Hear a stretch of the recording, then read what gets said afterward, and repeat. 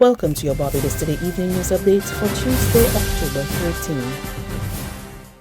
Barbados is not undergoing any new debt restructuring, so assured a minister in the Ministry of Economic Affairs, Minister Straughn, who sought to clear the air surrounding government's recent debt suspension request. Speaking in Parliament this morning during debate on the Appropriations Amendment Bill 2020, Straughn said there seemed to be a misconception that the country was seeking to restructure its debt. He said governments had been engaging in a number of multilateral discussions with the IMF, the World Bank and other lending institutions, as well as rating agencies, concerning how it would treat the debt incurred as a result of the COVID-19 pandemic. As you would appreciate, in this pandemic, as it has evolved, you have a situation, sir, where households as well as many businesses, sir, are under stress. And therefore, sir, even if the economy was to recover within 2 years, the debt burden that we now hold as a country, and it's not just Barbados, I want to make that point very clearly, that you would find yourself where the economy is back at the same level as it was at the beginning of this year, but your debt level and potential debt servicer would be over and above that which the potential carrying capacity could be, which then triggers, sir, potentially some level of financial implosion, not just in Barbados, but certainly there are a number of countries who are not as fiscally strong, in as fiscally strong a position as Barbados, and certainly we have to be concerned equally with respect to that. And therefore, we have been advocating within the context of the multilaterals and even in the context of discussions that we have had with a number of the rating agencies about, one, sir, how do you actually either redefine what debt sustainability is or find a way, sir, to ring-fence or treat very differently the debt that has been incurred with respect to COVID-19, such that over the course of the longest possible period, that debt can be serviced without necessarily creating a debt overhang or stress for economies such as Barbados. Straughn maintained that had it not been for the pandemic, government would have had no need to borrow additional monies.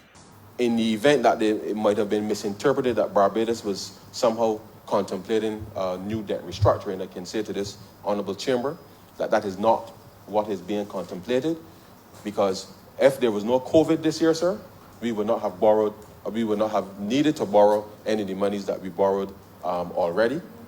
And equally, sir, a number of the countries, small, medium, and large, globally, equally, sir, have had to respond in ways that nobody anticipated they needed to this year. And therefore, this is a global issue. And therefore, Barbados is leading in these very important discussions, because that will make a difference, sir, to the quality of life that Barbadians will be can expect. Because, as you would appreciate, if after this recovery we have to expend more resources than anticipated servicing that additional debt, then that means, sir, that we cannot allocate those resources to dealing with some of the more structural issues which we were committed to when we entered the Barbados Economic Recovery and Transformation Program. Members of the family cluster, including 2 Ellerslie School students receiving treatment for COVID-19 at the Harrison Point Isolation Facility, are in stable condition. So says head of the St. Lucie-based facility, Dr. Corey Ford. Speaking to the media this morning, Dr. Ford revealed that the family was doing well, with one of them already recovered and discharged. The patients at the facility are all currently stable as of this morning. We have one discharged today. So the family cluster of interest remains all stable at this point. And they are all still in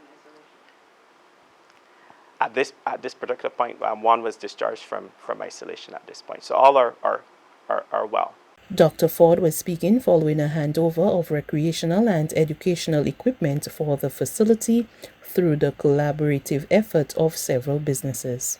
This is one of the things that we have been focusing in recent times on at the Harrison's Point facility.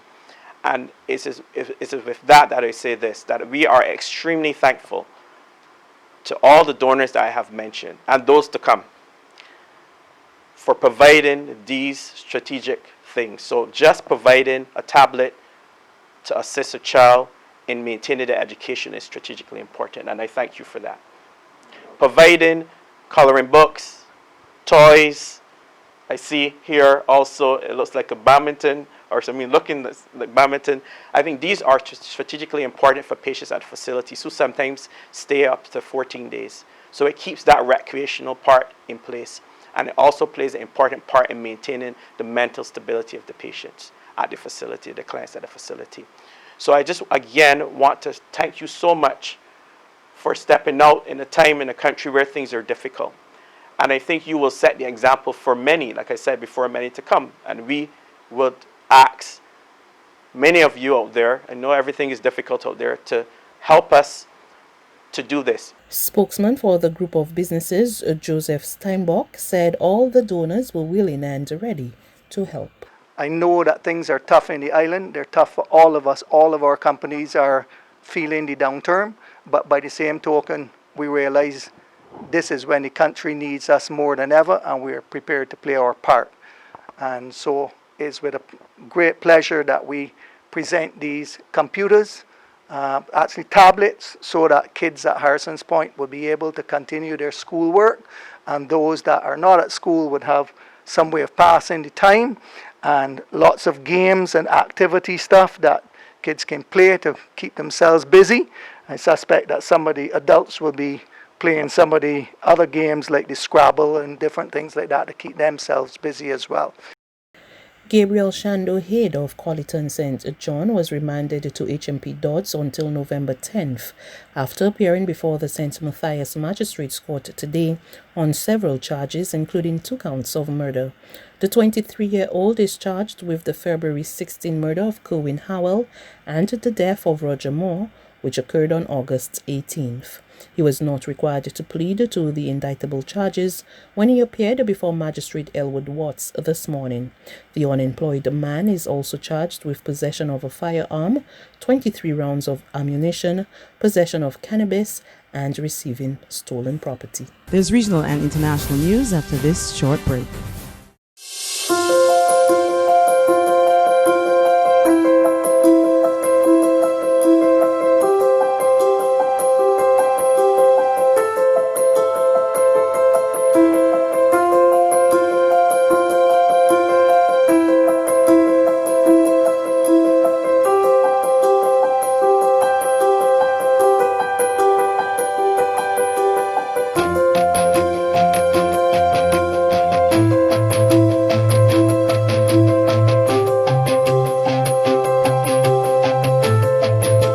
Barbados Today, news you can trust. To news from our regional neighbors.